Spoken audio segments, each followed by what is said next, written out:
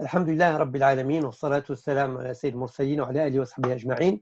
Mes chères sœurs et chers frères, bienvenue dans l'émission Activité des villes, dans votre chaîne MFTV qu'on a repris justement ce dimanche. Alors aujourd'hui, nous allons parler, suite au décret qui est apparu récemment pour l'ouverture des lieux de culte et la reprise des cérémonies, puis le plan de déconfinement présenté par le Premier ministre. Donc, nous avons l'occasion de parler avec trois responsables de trois grandes mosquées des villes pour voir un petit peu quelles sont les dispositions, quels sont les avis et les préconisations entreprises pour les fidèles. Alors, avec nous, nous avons en premier Monsieur Makhlouf Mamesh, qui est secrétaire général de la Ligue islamique du Nord et coordinateur des mosquées du Nord. Donc, et nous avons avec nous aussi Monsieur Masoud Boumaza, qui est président, qui est recteur de l'Institut Al-Andalus à Strasbourg, imam et khatib du vendredi. Et puis, nous avons de Dijon, le Monsieur Mohamed Atab, président de la jeunesse musulmane de France en Bourgogne, recteur de la mosquée de la Fraternité à Dijon. Salam alaikum, bienvenue à MFTV. Alors, donc, je pense qu'il y a une effervescence autour de ces déclarations et que tout le monde est préoccupé ou occupé à mettre en place un certain nombre de choses. Alors, la première question que je vous adresserai, c'est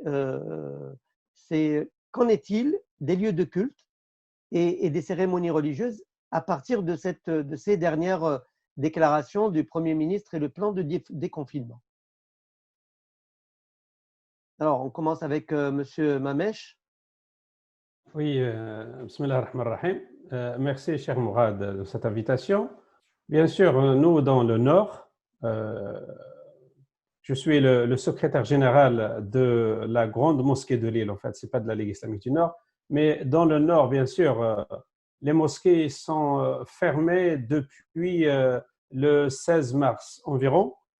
Jusqu'à aujourd'hui, ils sont dans le Nord, toutes les mosquées sont encore fermées, mais on se prépare justement pour ouvrir à nouveau aux fidèles les mosquées, l'ensemble des mosquées dans le Nord à partir de, je pense, la semaine prochaine et progressivement. Bien sûr, le 20 mai, on a eu le décret, on était surpris un peu parce que c'est la veille de l'Eid, donc on n'a pas eu le temps vraiment d'ouvrir aux fidèles pour faire la grande prière de l'Eid.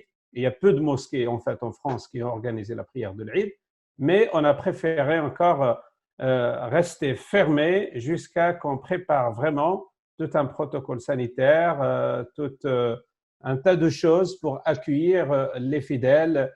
Voilà, tout ce qui concerne les gestes barrières, les conditions sanitaires pour accueillir dans les bonnes conditions les fidèles. Mais Inch'Allah, à partir du 2, il y a des mosquées qui vont s'ouvrir progressivement. Je reviendrai peut-être sur cette progressivité d'ouverture des prières, etc., pour vous donner un peu plus de détails. D'accord. Alors, je repose la même question à Monsieur Atab. Alors, qu'en est-il des lieux de culte par rapport à vous? D'abord, salam alaikum. Je souhaite, même si c'est avec un peu de retard, un excellent Eid à tous les musulmans. Et j'espère qu'Allah subhanahu wa ta'ala accepte de nous ce mois de Ramadan qui était bien riche en enseignements et en efforts pour nous aussi. Dès que nous avons appris que les mosquées sont ouvertes, les musulmans de Dijon étaient très contents parce que comme tous les citoyens, nous avons vécu une épreuve singulière. Cette épreuve singulière, on était tous confinés. Et là, les musulmans ont dû accepter ce confinement pour combattre, effectivement, pour lutter contre la propagation du virus. D'abord, je les remercie. Je remercie tous ces fidèles-là qui ont accepté de bon cœur et qui ont joué le jeu. Et là, nous sommes fiers un peu des musulmans et du sens de responsabilité qu'ils ont eu à l'égard de cette pandémie. Alors nous étions nous contents, bien entendu. Surtout, nous avions un beau cadre, nous avons un grand jardin. Et nous avons ouvert, nous avons fait la première Jumu'ah, donc en plein air, dans un beau cadre. Il faisait très beau, c'était splendide. Et bon, on avait peur qu'il y ait beaucoup plus de gens. On avait annoncé ça que le matin, de telle manière à pouvoir gérer. Mais les musulmans ont été vraiment très respectueux. Ils ont accepté tout cela. Ils ont été très disciplinés. Et toutes les mesures de barrière étaient respectées à la fois par les organisateurs, mais aussi par les musulmans qui sont venus.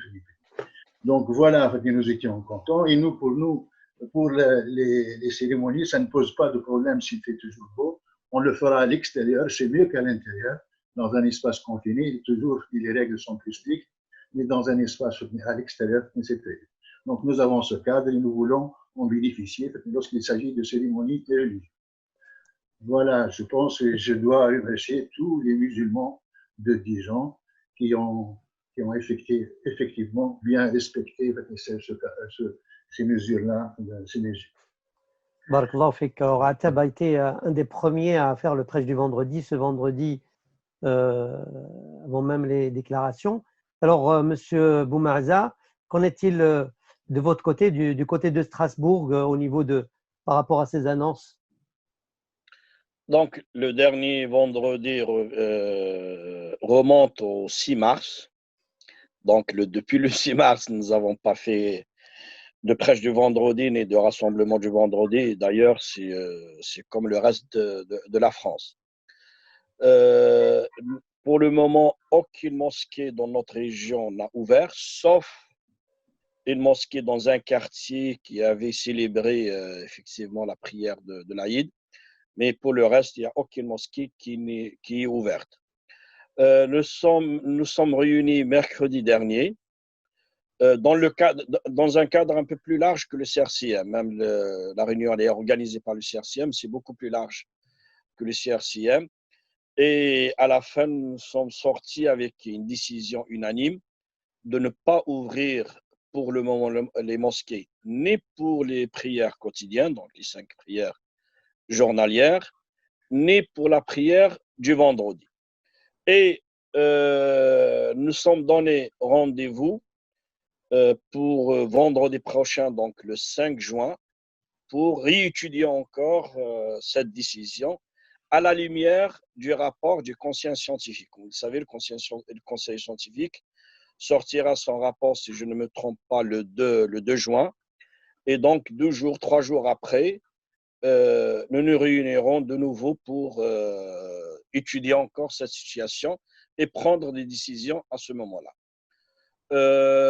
Il y a une tendance qui se dégage pour ne pas ouvrir les mosquées, en particulier dans notre région, je parle, pour la prière du vendredi, pas avant le 22 juin. Et c'est un peu l'orientation qui a été prise, si j'ai bien compris, dans le dernier communiqué du CFCM. Tout en sachant, bien sûr, cher Mourad, c'est Mohamed ou c'est Mkhlouf, que la région de l'Est est l'une des régions la plus touchée avec l'Île-de-France. Donc, nous prenons beaucoup de précautions par rapport à ça. Tout à fait. On voit qu'il y a une lecture différente en fonction des régions. Effectivement, la région de l'Est était plus touchée. Donc, vous étiez en rouge jusqu'à pas longtemps, même le Nord, l'Île-de-France. Et donc, tout le monde a viré au vert un petit peu, avec quelques particularités en orange. Et vu cette un petit peu disparité, alors là, il y a toujours cette difficulté de laisser les responsables de mosquées un peu gérer, définir le seuil, définir les dispositions, préparer le matériel. Et forcément, ça va être un peu différent. Donc, Mohamed Atab a préféré faire le plein air, donc c'est moins contraignant. Quand on fait à l'intérieur, effectivement, il y a beaucoup de questions qui se posent, notamment les ablutions, les tapis, l'aération.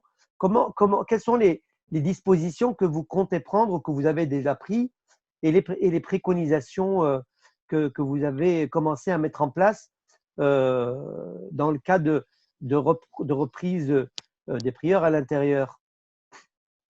On continue avec Masoud alors. Oui, nous, au sein de l'Institut Al-Andalus, donc nous avons les bâtiments de l'Institut Al-Andalus. Et à quelques mètres, nous avons la mosquée. Donc, nous disposons du terrain à l'extérieur. Nous avons plus de 2500 mètres carrés de libre, de cours. Et malgré ça, pour le moment, nous avons préféré attendre. Et donc, on verra bien lors de la réunion du 5 juin. À ce moment-là, on décidera de nouveau. Donc, ce n'est pas une question de surface. Notre salle de prière a 5 portes de sortie de secours. Donc, nous n'avons pas un souci d'aération. Donc, je voulais dire, nous avons des espaces assez grands. Mais pour le moment, dans notre région, nous avons quand même décidé de ne pas ouvrir. Pour les dispositions, bien sûr, ce sont les mêmes dispositions qui sont imposées à tous les lieux de culte, à toutes les mosquées, à savoir la désinfection de la mosquée. Si tu permets juste, Morad, Oui. moi, je vais souligner, moi, j'ai repris un petit peu des dispositions qui ont été prises ou décidées par l'une des mosquées dans une ville, donc plutôt dans la région lyonnaise, qui a décidé d'ouvrir, que les responsables ont décidé d'ouvrir. Et quand on regarde les contraintes, effectivement, la question qui se pose, est-ce que toutes les mosquées ont les moyens à la fois logistiques, humains, sécuritaires pour respecter ces dispositions? Moi, personnellement, je n'en suis pas sûr. Donc, il faudrait aussi ne pas comparer les mosquées, l'association des mosquées, diffère d'une grande mosquée avec toute une administration sur place, avec des moyens financiers, des moyens humains, des moyens logistiques, et d'autres mosquées qui sont beaucoup plus petites et qui manquent de moyens. Il y a des mosquées où l'aération pratiquement est inexistante. Les issues de secours peut-être n'existent pas. Vous voyez? Donc, il faut prendre ça en compte. Donc, quand je regarde ces conditions, si tu permets encore, Morad, la désinfection de la mosquée, plus, bien sûr, mettre à disposition le gel hydroalcoolique, respecter, bien sûr, les gestes barrières. Et là, les gestes barrières, n'oubliez pas que chaque fidèle va occuper 4 mètres carrés. Vous savez, parce que là, geste barrière, donc 1 mètre devant, 1 mètre derrière, 1 mètre sur la droite et 1 mètre sur la gauche. Donc, si vous avez 400 mètres carrés, ces 400 mètres carrés vont être divisés par 4. Donc, vous ne pouvez utiliser que 100 mètres carrés. Donc, ça, c'est une des contraintes. Bien sûr, ça, c'est le seuil maximum de fréquentation. La condamnation des salles des ablutions, vous savez que les salles des ablutions doivent être condamnées. Donc, les fidèles doivent faire les ablutions chez eux. Imaginons qu'il y a des fidèles qui viennent et qui n'ont pas des ablutions, comment on va faire? Et surtout pour les personnes d'un certain âge. Là, cette mosquée interdit la mosquée aux enfants moins de 15 ans. Le tapis de prière individuel, donc chaque fidèle doit apporter son propre tapis de prière. Sac de rangement par chaussure, donc chaque fidèle doit être muni d'un sac de rangement pour garder ses chaussures avec lui lors des prières. Les personnes vulnérables, bien sûr, les personnes âgées, les personnes malades sont appelées à ne pas venir à la mosquée. La bibliothèque est condamnée, les livres sont condamnés. La mosquée doit ouvrir, je pense, 10 minutes ou une demi-heure avant et doit fermer juste après, sans oublier, si je ne me trompe pas, qu'il y ait une aération avant et après. Donc, toutes ces dispositions que je viens de citer, peut-être il peut y avoir encore d'autres, doivent être préparées et respectées par ces mosquées. Moi, je ne suis pas sûr qu'il faille se précipiter. Bien sûr, je respecte l'avis qui est pour ouvrir les mosquées, mais je ne suis pas sûr qu'il faut se précipiter. Vraiment, je préfère prendre encore le temps et de voir surtout l'évolution de cette épidémie. Tout à fait. Alors, Monsieur Mohamed, j'ai compris que vous étiez en plein chantier de préparation de ces dispositions. Alors, effectivement, avec la règle des 4 mètres carrés, on est obligé de sélectionner aussi les gens qui vont pouvoir entrer. Et ce n'est pas évident de dire aux personnes âgées, puisque pour les prières, c'est la plupart du temps, ce sont ces personnes-là qui fréquentent le plus la mosquée. Alors, comment vous envisagez la mise à disponibilité de votre mosquée? Oui. Alors, j'ai deux remarques rapidement et après, je vous dis quel est notre plan de déconfinement en quelque sorte et de réouverture de la mosquée aux fidèles. La première remarque, c'est que nous devons maintenant cohabiter avec le virus. Elle est là et on n'a pas le choix et donc on doit faire avec.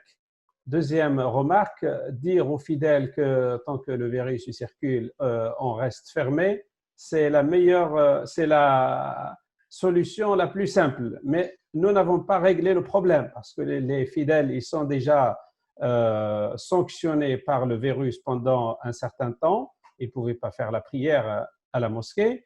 Et on va les sanctionner maintenant encore une deuxième fois alors que c'est permis. Les bars, les restaurants, d'autres institutions, les écoles, les lycées, etc. On a levé cette interdiction. Donc, on ne peut pas garder les mosquées fermées jusqu'à une date ultérieure. Donc, ce qui est demandé, je pense, la position du juste milieu, c'est de préparer cette ouverture qui doit se passer dans de bonnes conditions. Alors, la première, c'est d'ouvrir les mosquées aux fidèles, mais progressivement. On a mis ça comme un point essentiel. Si on ne peut pas assurer aujourd'hui les 5 prières par semaine, par jour plutôt, au moins, on commence, on va voir, et nous, on s'est dit, on ouvre la prière de l'Fajr, la prière de Dhuhr et la prière de l'Asr, donc 3 prières par jour, et on verra la première semaine. Puis la deuxième semaine, peut-être, on va passer aux 5 prières par jour, et puis la troisième semaine ou la quatrième, parce que, au passage, je salue le travail du CFCM, qui a travaillé sur un protocole des recommandations pour l'ouverture des mosquées. Et là, le CFCM, il recommande d'ouvrir la mosquée pour la prière du vendredi à partir du 20 ou 22 juin. Je pense que c'est une bonne position, une position médiane, et nous, on doit suivre. Alors, pour les gestes barrières, je pense que la communauté musulmane,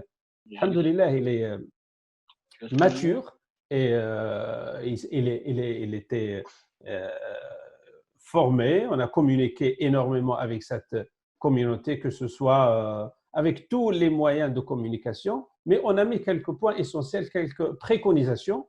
Un, c'est que, voilà, comme il a dit Masoud, si notre mosquée il peut accueillir que 150, par exemple, je parle de la grande mosquée de Lille, eh ben, on doit accueillir que 150 personnes pour chaque prière. Et l'association elle a prévu de mettre à l'entrée une personne, un salarié ou une personne bénévole pour vérifier un petit peu le flux en fonction de la superficie. L'ouverture se fera, donc, comme je l'ai dit, progressivement. La mosquée est ouverte 20 minutes avant la prière et ferme 20 minutes après la prière. On ne fait que les prières dans cette mosquée. Toutes les autres activités, que ce soit l'enseignement, que ce soit les conférences, que ce soit les aqiqas, les mariages, tout ça, c'est reporté à une autre date, bien sûr, peut-être jusqu'à septembre ou octobre. Et puis, bien sûr, après, tout ce qui est gestes les gestes barrières, là, on l'a mis en place. Dans la mesure du possible, prévoir des entrées et des sorties différentes, bien sûr, pour les fidèles. Le port de masque est obligatoire pour les fidèles. Nous, on a dit excepté, bien sûr, les enfants de moins de 11 ans, ils ne sont pas les bienvenus dans un premier temps, je dis dans un premier temps à la mosquée. Pareil, la salle de prière pour les femmes aussi, elle est pour l'instant fermée. On commence par les hommes dans un premier temps. Et puis, nous avons aussi, on va prendre contact avec les personnes âgées, les personnes vulnérables, il est de leur intérêt de ne pas venir. Et puis, quand les fidèles rentrent, désinfection des mains, avec la solution hydroalcoolique, ne pas se serrer les mains, ne pas s'embrasser, veiller à la bonne ventilation, bien sûr, de la mosquée, distanciation d'1 mètre, oui, dans les prières. Déjà, nous, on a appliqué ça avant la fermeture des mosquées au mois de mars, et il n'y a pas eu de problème. Puis, il y a des infections régulières des sanitaires. Nous, on a décidé de fermer complètement les sanitaires et de laisser 2 points d'eau à l'entrée de la mosquée. Bien sûr, celui qui veut faire les ablutions, c'est rapide, mais la salle d'ablution, elle est fermée. Puis nettoyage et désinfection régulière des poignées, des maquettes, du tapis. Nous, pour le tapis, on n'a pas dit aux fidèles de ramener un tapis avec vous parce qu'il peut être vecteur du virus, le tapis. Je ne conseille pas, mais on a mis en place les tapis de sorte du balatum. Donc, on va poser dans la salle de prière des tapis de balatum parce que c'est facile à désinfecter à la fin. Et puis, comme je l'ai dit, exhorter. On ne va pas interdire, exhorter les personnes âgées et celles qui souffrent déjà de pathologies chroniques ou graves de ne pas venir. Nous préconisons aussi, comme je l'ai dit, la suspension de toutes les activités, de l'enseignement, etc.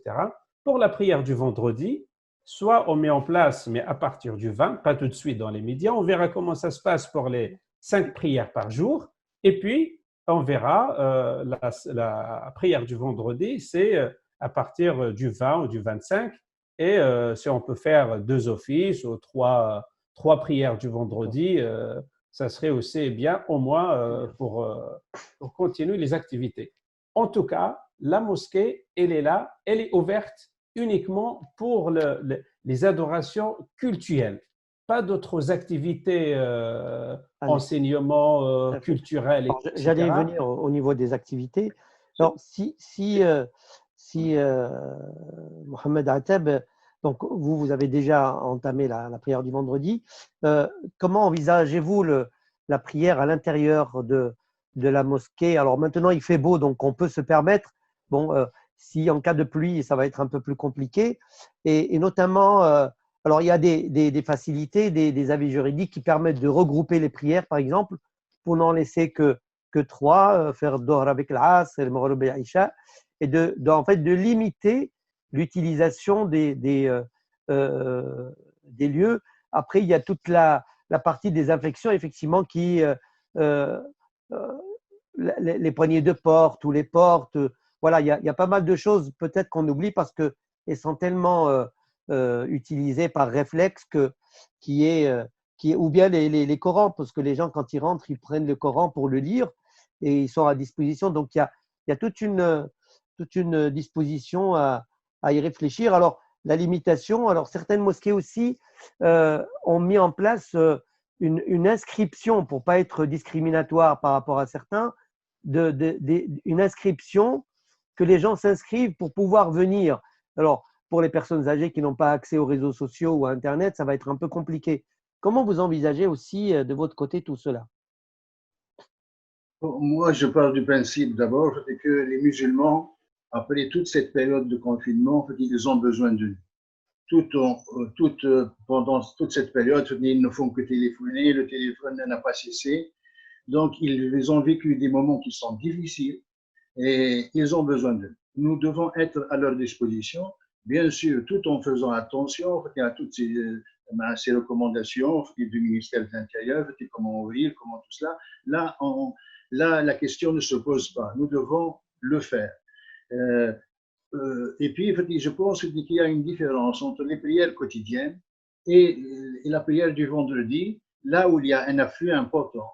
Dans les prières quotidiennes, je pense que c'est gérable en tant que personne. Donc, on peut s'en sortir plus ou moins, tout en respectant tout ce qui a été recommandé, à savoir le lavage à l'entrée. Même nous aussi, on le fait dans le jardin. Ceux qui rentrent par la porte, là, ils se lavent les mains. Il y a un personnel qui est là pour se laver les mains avec du gel. Lorsqu'ils sortent aussi, ils se lavent les mains, il n'y a pas de problème. Donc, je pense que pour la gestion des prières quotidiennes, c'est moins compliqué. La question qui se pose, c'est pour les prières du vendredi.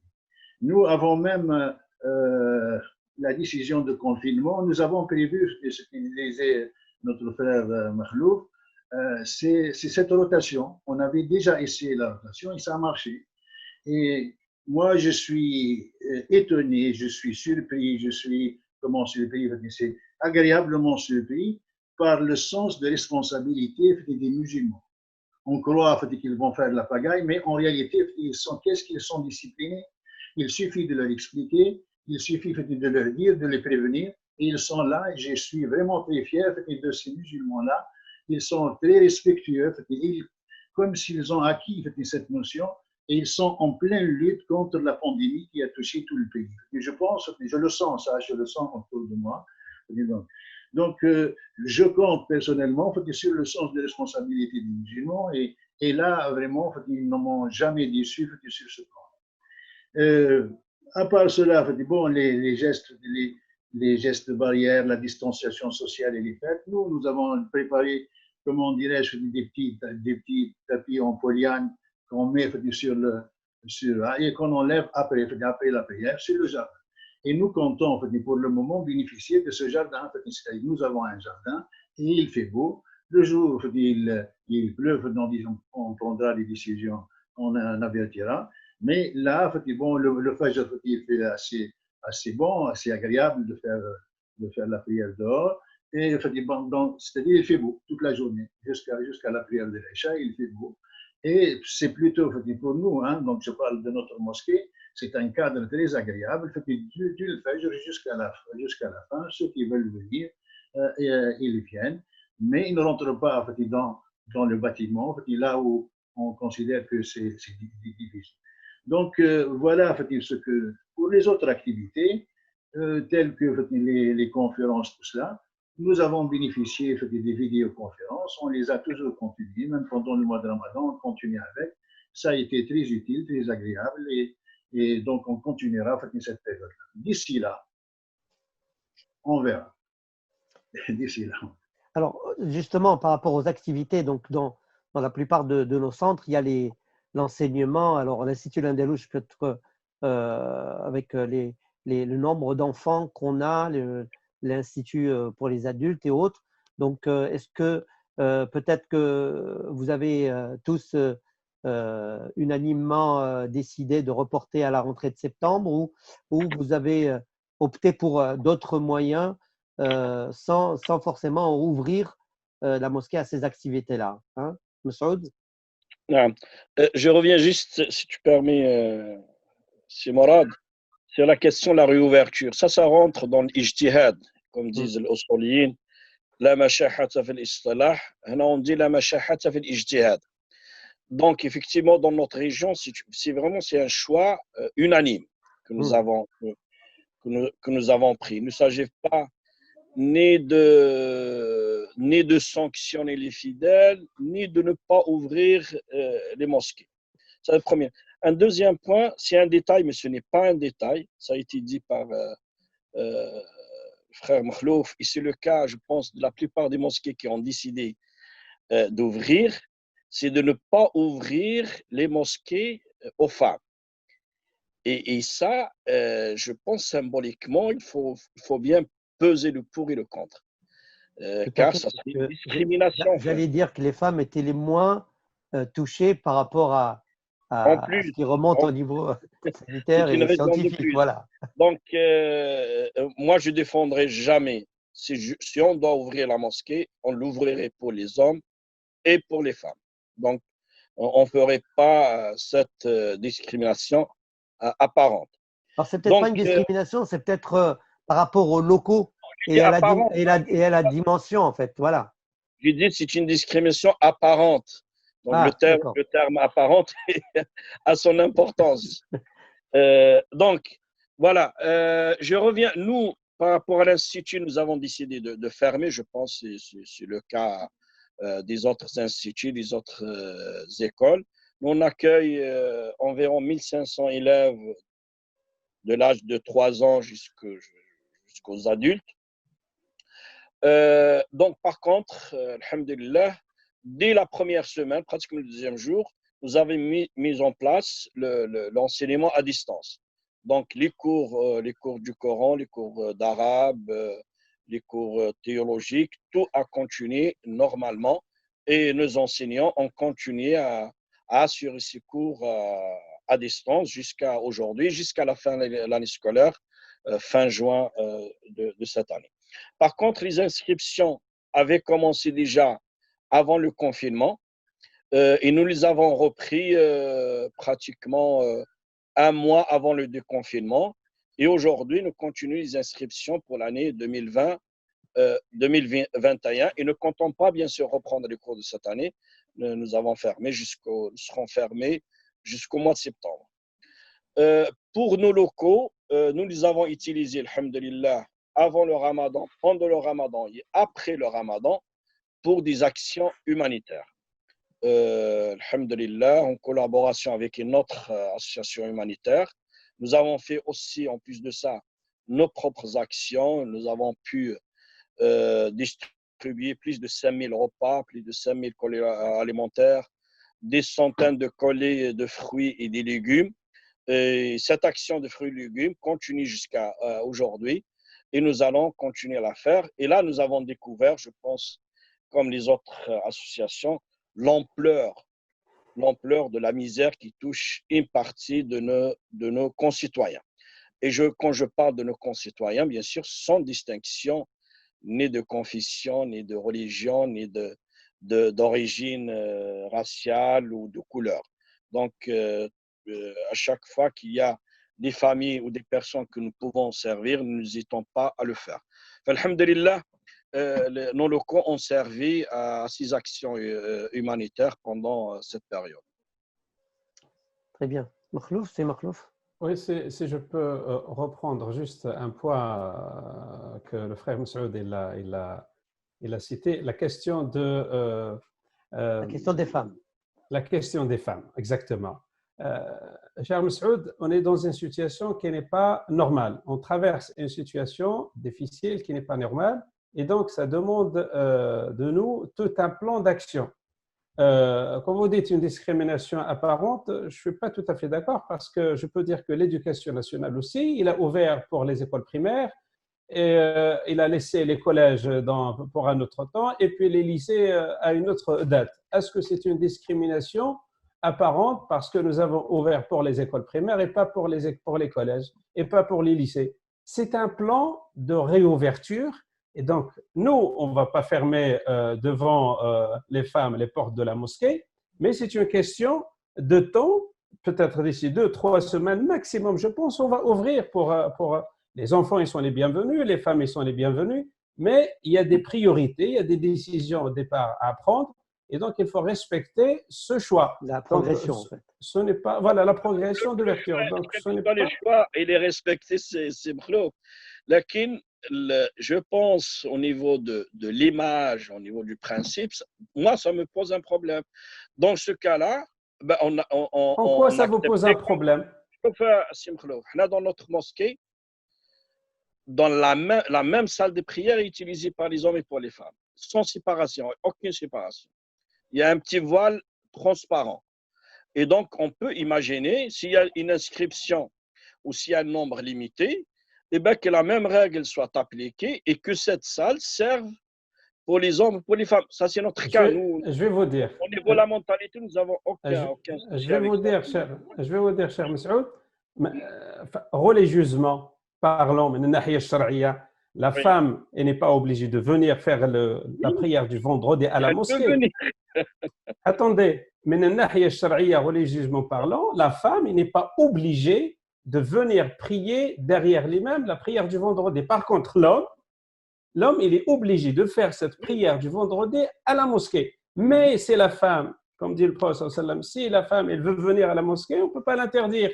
Donc, et là, sur le statut religieux de la femme, ce n'est pas tout à fait la même chose que l'homme par rapport à son rapport par rapport à la mosquée. Donc ça, on doit prendre ça en considération. On commence par les priorités, l'obligation, et après, voilà, on on ouvre progressivement Voilà, il la ne faut mosquée. pas changer le débat d'ouverture par Voilà. rapport à un débat Voilà, discriminatoire. c'est parce que… idéologiquement, C'est لا tout. تمنعوا Et- إماء الله مساجد الله. أنا je Oui, comprends très bien.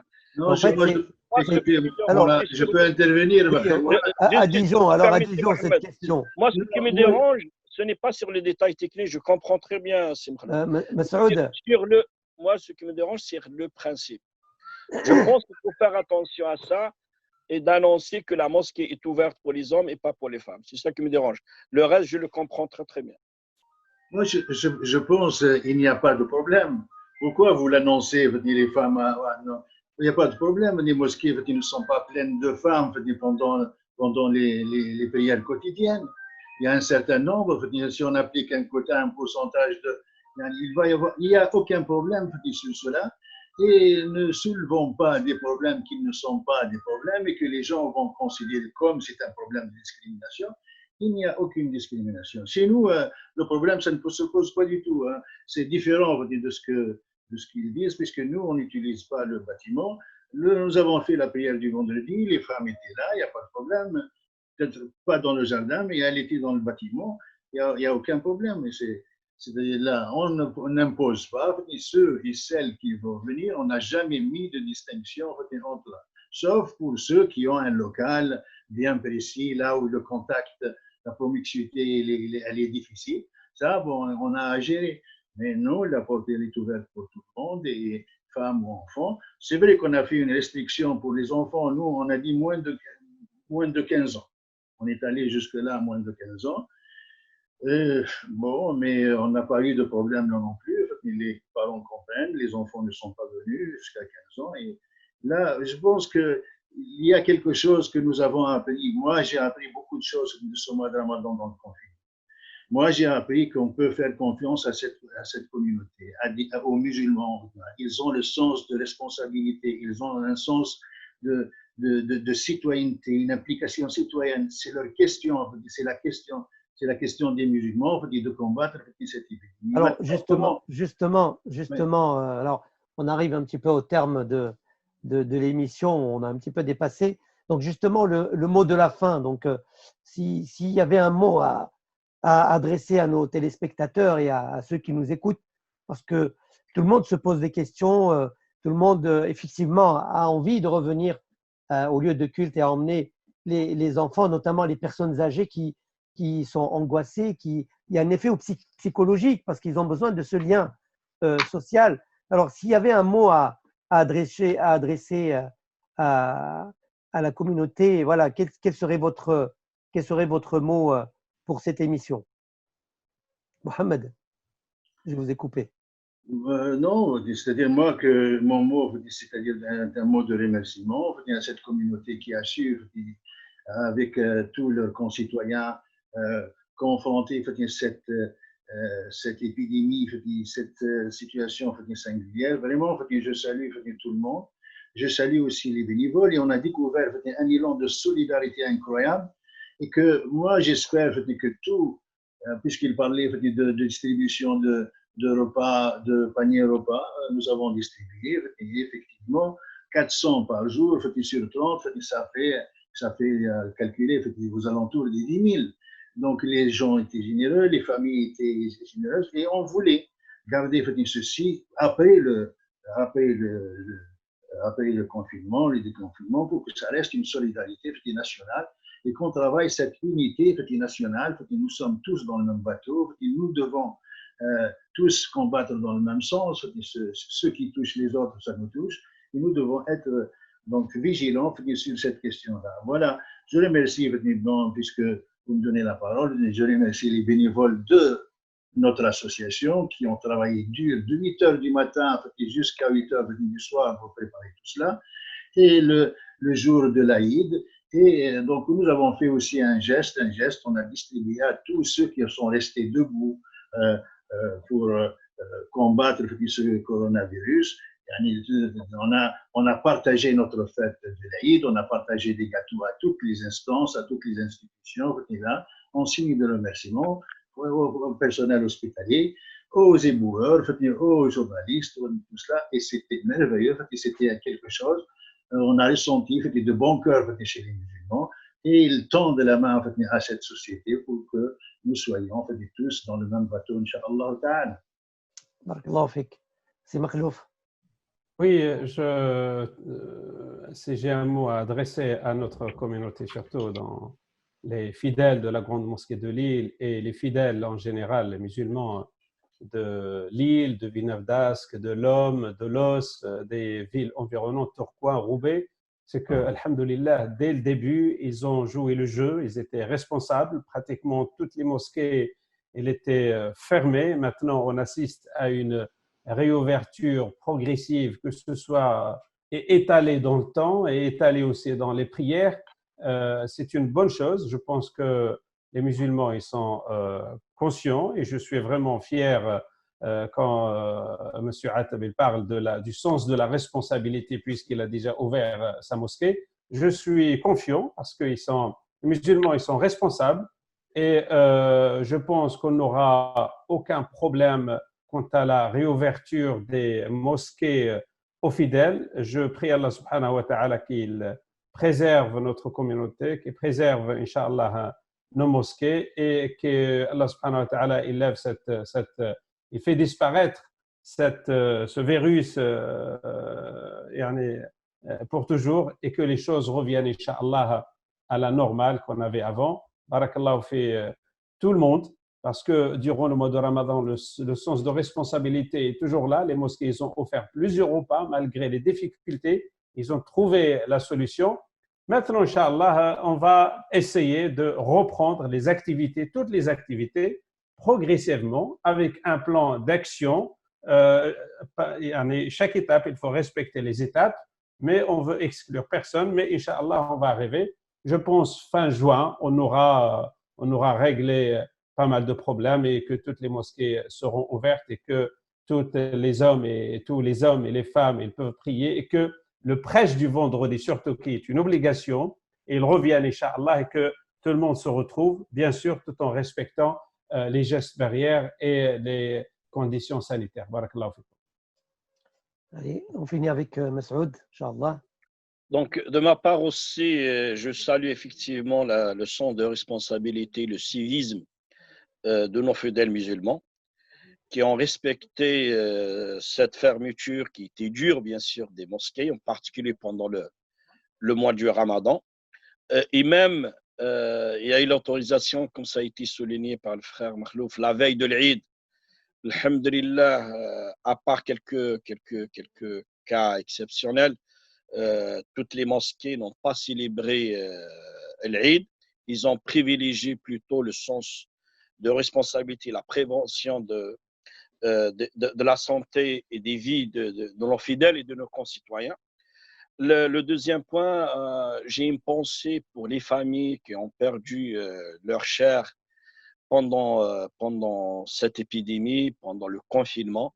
Et je pense, vous aussi, vous avez dû affronter ça en accompagnant ces familles dans leur deuil. Effectivement, c'est un deuil qu'ils n'ont pas fait. Donc, j'ai une pensée particulière pour ces familles. Nous, on compte au sein de l'Institut Al-Andalus, quand la situation le permettra, de rendre un hommage effectivement aux disparus, aux victimes de cette épidémie et à leurs familles pour leur permettre un peu de vivre ce deuil. J'ai une pensée, bien sûr, j'ai une fierté aussi pour les associations musulmanes, pour les mosquées, pour les artisans, pour les commerçants, vraiment qui ont fait preuve de solidarité avec leurs concitoyens, avec les personnes accidentées de la vie, avec les familles démunies pendant cette période, comme ça a été souligné par le frère Mohamed Atab. Cette solidarité continue, bien sûr, malgré les deux confinements et au-delà du Ramadan. Inch'Allah, bien sûr, aussi, je salue nos concitoyens aussi, parce que cet élan de solidarité a été porté par une grande partie de nos concitoyens. Et j'espère que parmi les leçons de cette épidémie et de ce confinement, effectivement, de continuer à travailler ce sentiment de solidarité nationale, de penser aux personnes vénérables, aux pensées, aux accidentés de la vie. Et bien sûr, je l'espère, comme l'avait souligné le frère Makhlouf, que cette réouverture des mosquées, Inch'Allah, se fera dans le respect, bien sûr, des conditions sanitaires, dans l'apaisement. Et j'espère que nous allons retrouver, Inch'Allah, nos mosquées et nos fidèles bientôt, bihawlillah. Merci à vous tous pour ces belles paroles. Donc, je vous remercie d'avoir accepté l'invitation. Et voilà, chers téléspectateurs, nous avons eu une intervention très riche. Voilà, vous avez des réponses, différentes réponses à ces problématiques qui se posent. Et bientôt, Inch'Allah, tout le monde va retrouver sa mosquée. Barakallahu fikum. Et je vous laisse avec la suite du programme.